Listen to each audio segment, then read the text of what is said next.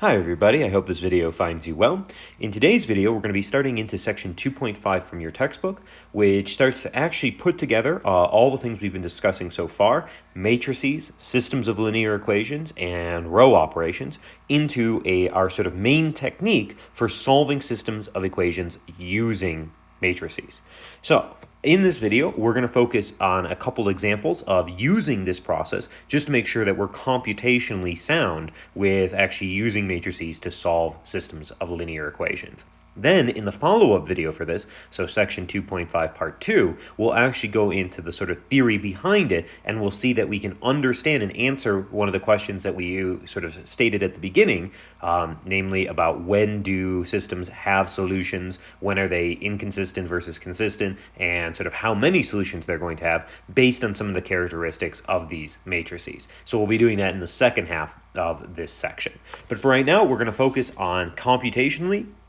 What method are we going to be able to use now that we have all this stuff about changing a system of equations into an augmented matrix, using elementary row operations that do not impact the solution set, combining that with the concepts of row echelon form? So we're going to discuss what is called Gaussian elimination. So this is sort of our main idea for solving systems of equations using matrices. So this is often referenced as the method of Gaussian elimination. Basically, you do the following. You start with a system of linear equations. You convert this system into the augmented matrix form. Remember, the augmented matrix form takes all the system coefficients, creates a matrix of the system coefficients, and then you augment that with a column of the system constants, whatever all the equations are equal to. Then you use elementary row operations to reduce that augmented form into row echelon form. So remember, these elementary row operations, that's interchanging or permuting two rows, multiplying a row by a non-zero scalar, and adding a multiple of one row to another row. Those three elementary row operations, as we discussed in the previous video, do not impact the solution set, so applying them to the augmented matrix will not impact the solutions to the corresponding system. So we'll reduce the augmented form into row echelon form, and then once we are in row echelon form, because row echelon form always has a leading one, and we also have guaranteed that everything below that leading one is 0, what you can do is you can start from the bottom row and use back substitution to solve for all the variables. So you should be able to use the sort of bottom row to solve for the first variable, and then sort of work your way backwards until you've solved all of the variables. And we'll see an example of that in just a couple moments. One quick note in terms of terminology, we will pretty much be, at least in our examples in these lecture videos, pretty much just always just using Gaussian elimination. However, if you want to, you can go a little bit further, and instead of going to row echelon form, you can go to that reduced row echelon form, and that'll actually make the back substitution a little bit faster. So you're sort of putting more work into step 3 so that you have less work in step 4. That's a totally fine way as well. Just so you know, though, that's sometimes referenced as Gauss-Jordan elimination. So I mean, it's the same idea, just a slightly different name if you decide to take it all the way to reduced row echelon form. For our class in general, though, if you are ever asked to solve a system of linear equations, it is obviously your choice which of these methods you want to do, as long as you're making use of matrices to do it. So let's jump into some examples of this. So the first one we're going to do here is we're going to try to use Gaussian elimination to solve this system of equations. And we should be able to see that this is got 4 equations and 3 variables, which means that when we go to turn this into sort of an augmented matrix, the actual augmented matrix part is going to be 4 by 3. Then, of course, once we augment it, there'll be an extra sort of column there, and the augmented form will be 4 by 4. So let's go ahead and take a look at that. So let's go ahead and write this into augmented form. So this is going to be 2, 3 minus 1, 1 minus 1, 1, 3, 0, 4, and 1 minus 1 minus 1. And then we're going to augment that with the system constants 3, 4, 9, and 4. Okay, so now our goal is to take this thing and put this into that row echelon form. So again, you can use the very algorithmic approach. You can use sort of trying to do it as cleverly as possible. You can use a combination, whatever you sort of like. So what I'm going to do is I'm going to notice, sort of doing it a little bit algorithmically, I would like to get this is our first non-zero column, so I'd like to get a 1 into this pivot position. I, of course, could divide this equation by 2, but that's going to introduce some fractions, so we might as well just move this row up by interchanging. So let's start by interchanging row 1 and row 2, and then we have 1 minus 1, 1, 4, and of course you got to move the augmented part as well. 2, 3 minus 1, 3, and then we have 3, 0, 4, 9, and 1 minus 1 minus 1, 4. Okay, now since we have that 1 in the pivot position, we can use this to clear out everything below it. So that's going to be the same type of operation. We're just going to do it 3 times. So let's take R2 and replace R2 with R2 minus 2 R1, R3 and replace it with R3 minus 3 R1, and R4 and replace it with R4 minus R1. So we're using that third type of elementary row operation, a single row plus or minus a multiple of another row. Notice that when you do this, you are not allowed to have a multiple of both of the rows. If you wanted to do that, you'd have to multiply the row first and then take the other one. And also notice that the replacement always involves the row that you're replacing. So R2 cannot be replaced with like R3 minus 2R1. R2 has to be replaced with R2 plus or minus a combination of a different row. Okay, so let's go ahead and see what we get then here. So if we do that, our top row isn't going to change. So we have 1 minus 1, 1, 4. And then looks like here we're going to get 0. And then we're going to get 3 plus 2. So that's going to be 5. And then looks like minus 1 minus 2. So that's going to be minus 3. And then looks like we're going to get 3 minus 8. So negative 5 there. Okay, on the next one we're going to get 0. And then 0 plus 3. So 3. And then 4 minus 3, it looks like, so 1. There we go, so 1.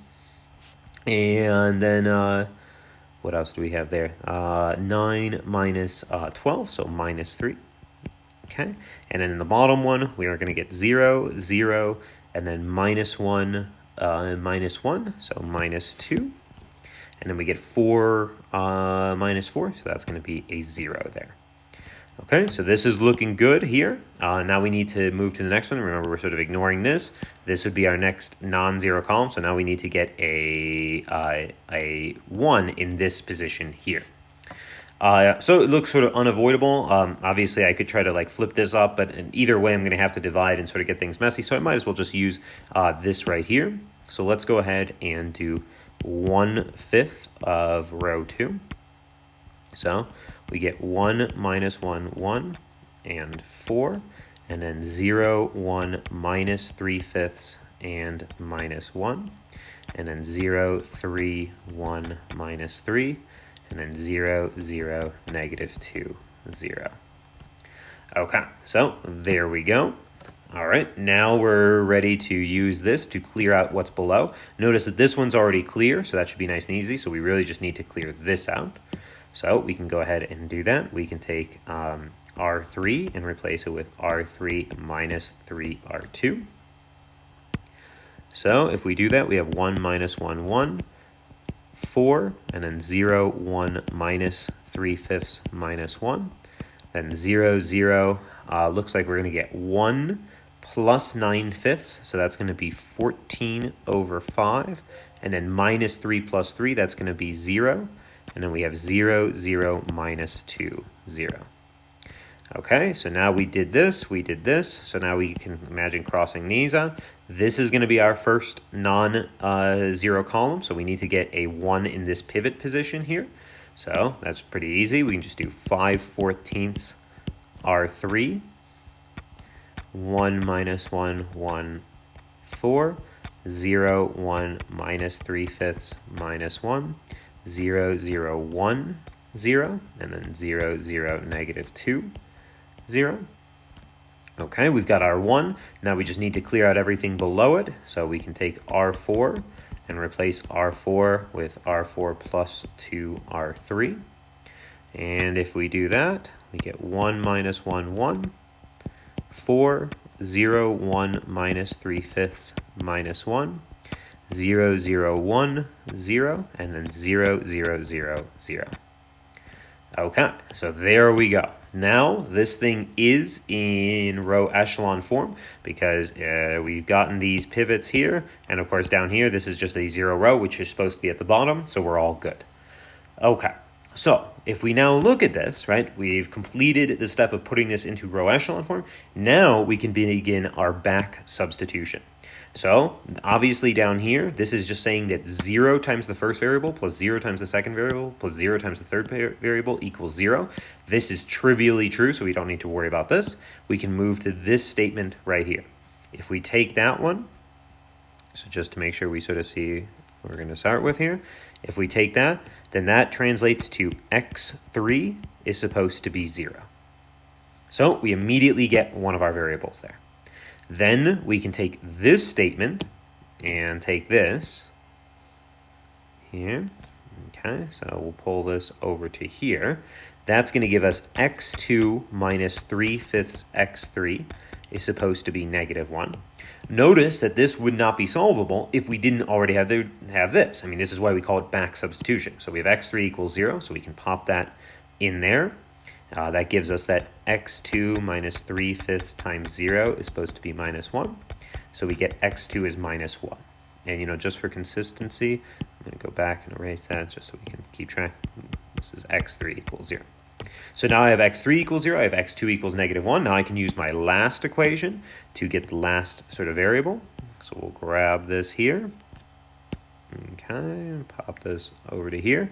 This says that x1 minus x2 plus x3 is equal to 4. Right, that's just translating this back to the actual equation. Then we know that that's x1 minus -1 plus 0 is supposed to be 4. So that means x1 plus 1 is equal to 4, and x1 is supposed to be 3. So what we've just figured out is that we have a unique solution. There's a one single solution, and that unique solution is that x1 is supposed to be 3, x2 is supposed to be -1, and x3 is supposed to be 0. If you want to, you can go back and try plugging these in to all 4 of the original equations, and you will see that they all work. Obviously, that's unnecessary because what are these row operations doing? Well, they're exactly the things that preserve the solution set. So we know that if we solve this thing down here at the end correctly, then the solutions that we get for this match the solutions for the original system. So this is our unique solution. Okay, so in terms of the method, this is just a good example of how you run this Gaussian elimination method, right? You start with your augmented matrix, you perform whatever sort of row operations you need. Obviously, you could take a different route and get to the same thing. Once you get down to some row echelon form, again, remember row echelon form, unlike unique row echelon form is not unique. Reduced row echelon form, which is unique. The row echelon form is not unique. So you might get to a different form here if you follow different steps, but when you unpack that and you do this back substitution, you will get the same solution set. Okay.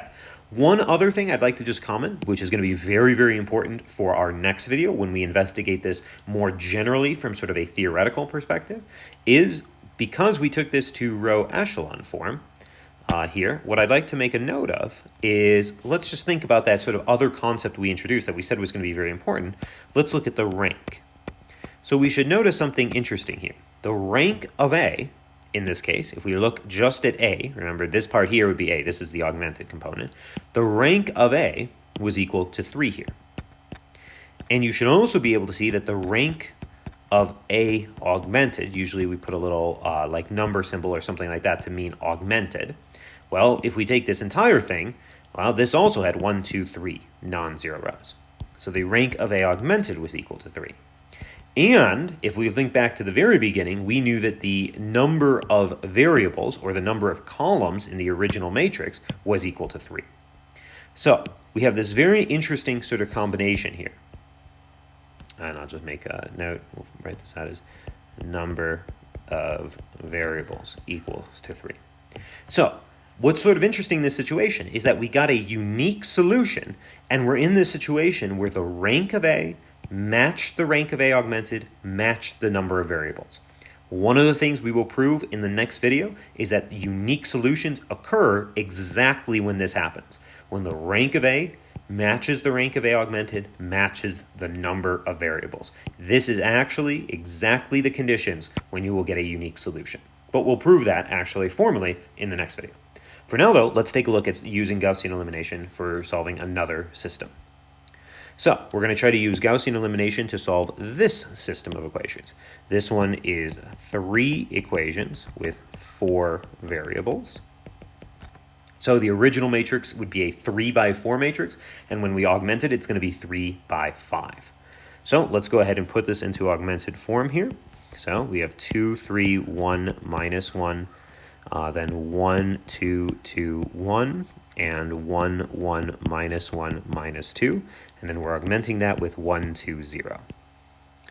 Okay, so again, our goal is to put this into sort of row echelon form. Again, you could start by dividing by 2 to just get that leading one there, or maybe you could just sort of flip one of these up there. You could flip row 2 or row 3. I'll use row 3 since it seems a little simpler. So let's just interchange R1 and R3.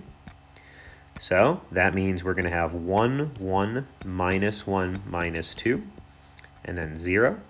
And then we're going to have 1, 2, 2, 1, and 2, and then we're going to have 2, 3, 1, minus 1, and 1. Okay, now we have our 1 in our pivot position, so we can clear the stuff below it.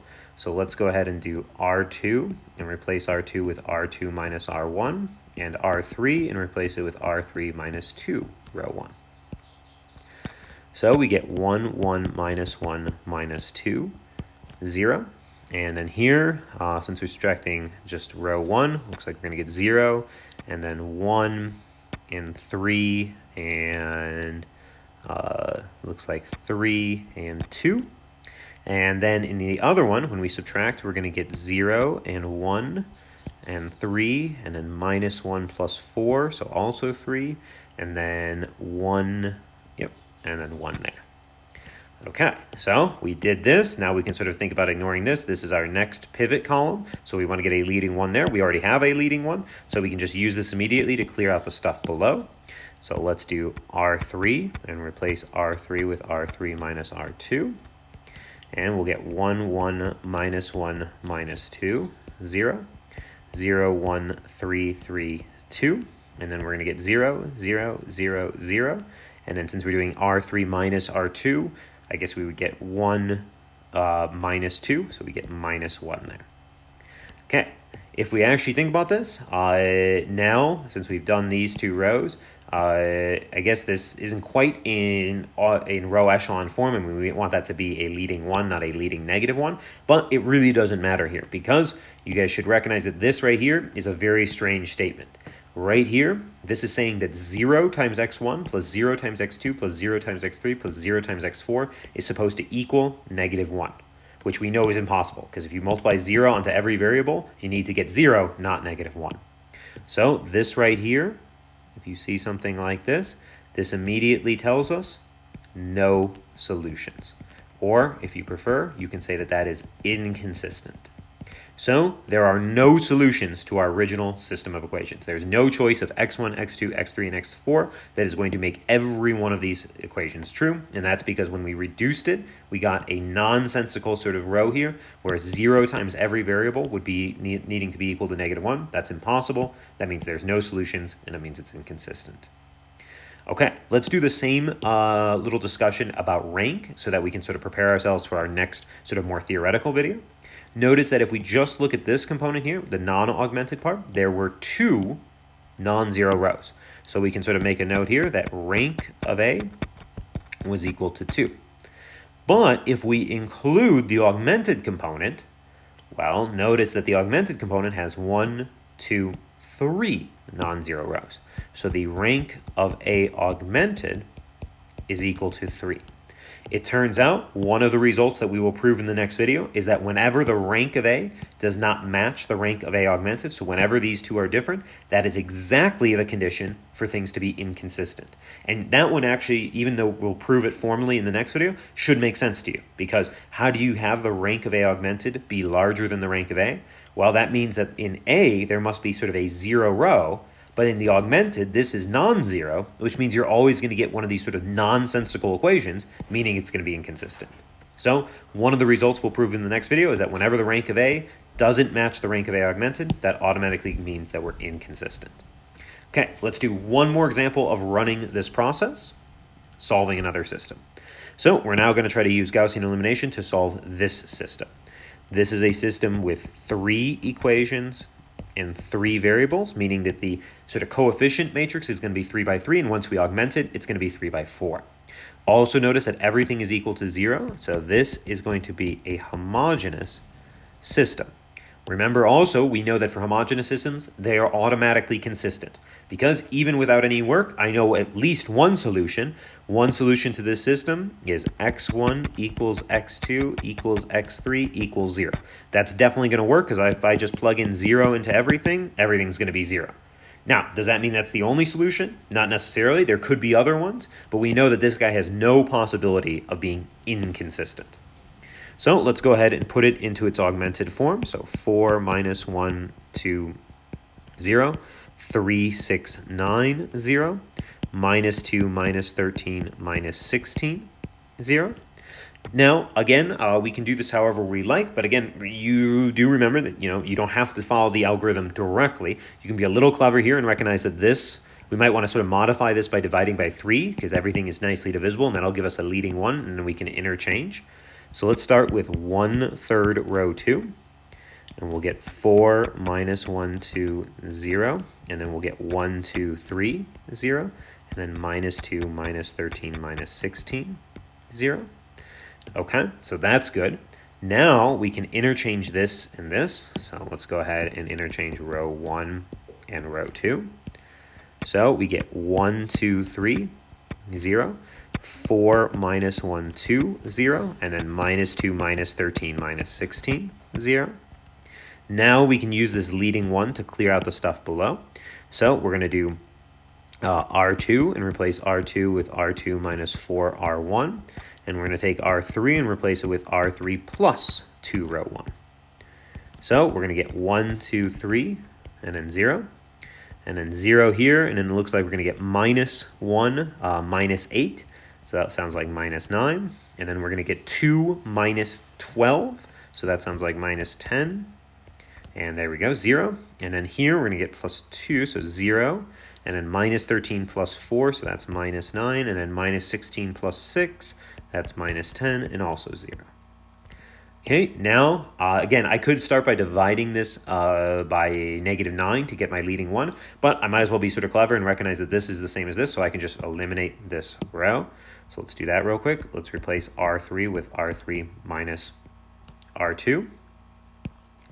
So we get 1, 2, 3, 0, 0, negative 9, negative 10, 0, and 0, 0, 0, 0. Okay, now if we do really want to put it in row echelon form, we should divide here by negative 9. So let's go ahead and do that. Let's take negative 1/9 R2. So that's going to be 1, 2, 3, 0, 0, 1, 10 ninths, 0, and 0, 0, 0, 0. Okay, this now is in row echelon form, so we can begin to sort of do our back substitution. So let's start with that first one. Notice that this equation doesn't tell us anything, because this just says 0 times the first variable plus 0 times the second plus 0 times the third is supposed to be 0. That's vacuously true. So we can start by looking at this one here.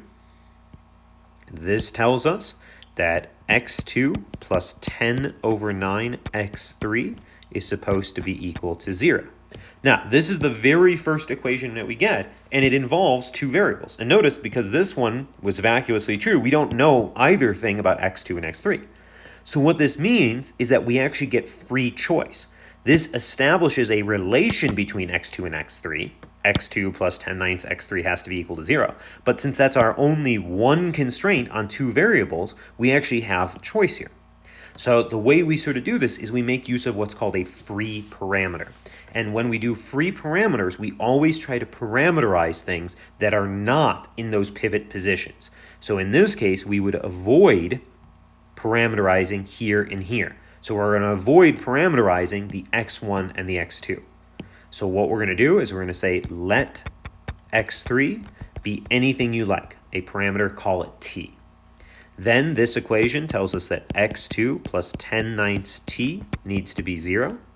So this implies that x2 needs to be negative 10/9t. So you can let x3 be anything you like, but as soon as you pick x3, so if you pick x3 to be 9, then x2 automatically has to be negative 10. So you can choose anything you like here, but then x2 is based on your choice of x3. Now we can go grab this equation here. Okay, let's go ahead and do that. So we grab this here, and we get that x1 plus 2x2 plus 3x3 is supposed to be 0. But we have what x3 is, and we have what x2 is, so let's pop those in. So we get x1 minus 20/9t plus 3t is supposed to equal 0. I guess you could call that 27/9t. So this is x1 plus 7/9t equals 0. So it looks like x1 needs to be negative 7/9t. So what this tells us is that we have infinite solutions with one free parameter. That's how we would describe this, because we only needed to give one free parameter here.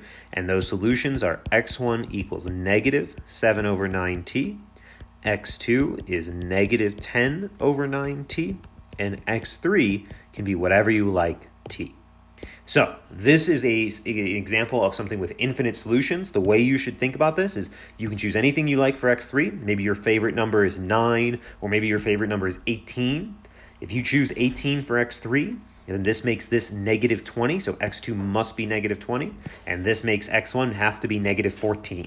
If you choose a different number for x3, then x2 and x1 will be different things. So it's not saying that everything's a solution. It's just saying there's an infinite number of solutions, and they all fit this format. Okay, let's go ahead and do our little analysis about the rank, which is, again, what we're going to be focusing in our next video. Let's look at the rank of A. So again, ignoring this. Notice that the rank of A over here, we had 2 non-zero rows. So we can make a note here. Rank of A was equal to 2. What about rank of A augmented? What if we include the augmented portion? Well, the augmented portion would have all these zeros here, but notice that this was already a 0 row. This is still a 0 row, so the rank of A augmented is equal to 2. Now this starts to tell us something, right? If we look back at our cases so far, here, the rank of A and the rank of A augmented were different, and we were inconsistent. In our first example, the rank of A and the rank of A augmented were equal, and we had solutions. Once again, in our case here, we have where the rank of A and the rank of A augmented are the same. And once again, we have solutions. But remember, we had the number of variables here was equal to 3. And it is not a coincidence that while the rank of A equals the rank of A augmented, it is less than a number of variables. How much less are these? Well, 2 versus 3, we're off by 1. How many free parameters did we have? 1 free parameter. So the last major result we'll establish in the next video is that in this situation where your rank of A equals the rank of A augmented, but is less than the number of variables, then the difference between that rank and the number of variables will be the number of free parameters that you will have in your infinite solutions. So the point of this video was to make sure that you guys are comfortable computationally using the Gaussian elimination method and the row operations. In our next video, which will finish up section 2.5, we'll go through and we'll prove the results that we're hinting at here based on the rank of A augmented, and the number of variables.